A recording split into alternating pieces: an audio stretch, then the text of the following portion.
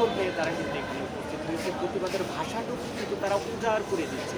আমরা বাংলাদেশের অনেক বিবেক সম্পন্ন মানুষকে কিন্তু এটা আমরা দেখি না, তাদের বুদ্ধি বিবেক কিন্তু ওইভাবে প্রকাশিত হয় না বা প্রতিবাদে তারা কিন্তু কখনো মুখর হয় না।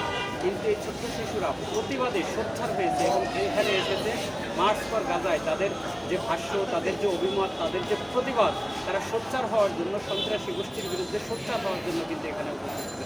তোমরা এখানে কেন এসেছো?